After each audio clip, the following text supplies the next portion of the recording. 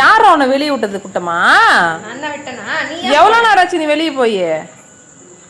தண்ணி குடிக்கலாம். கொஞ்ச நேரத்தில் பிள்ளைய காணணும் பயந்துட்டேன் ஃப்ரெண்ட்ஸ். எங்கள் வீட்டில் ரூமில் பார்த்தாலும் காணோம், மாடியில் போய் பார்த்தாலும் காணோம், எங்கே போயிருப்பான் அப்படின்னு சொல்லி பயந்துட்டோம். போய் பார்த்தா 3வது வீட்டில் போய் கேட்டுக்குள்ளே போய் லாக் ஆகிருக்கிறான். இவனுக்கு இதே வேலைங்க, போகிறது மட்டும் போயிடுறான், ஆனால் திரும்பி வர தெரியுதில்ல இவனுக்கு. போய் கூட்டின்னு தேடி ஒரு ஆள் போய் கூட்டின்னு வரணும் இவரை.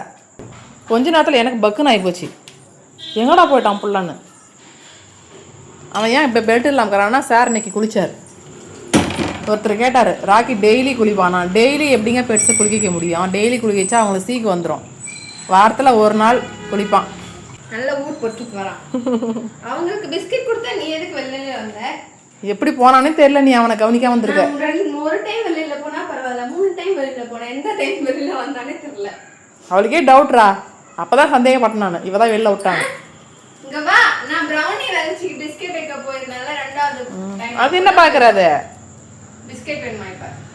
அதெல்லாம் ஒண்ணும் இல்ல. சிச்சி வேணுமா? மிச்சி வேணுமா? சிச்சி வேணுமா? இது எப்படி எல்லாம் என்ன பையில என்ன இருக்குதுன்னு பாக்குறான். எல்லாம் புது வீட்டுக்கான திங்ஸுங்க எல்லாம்.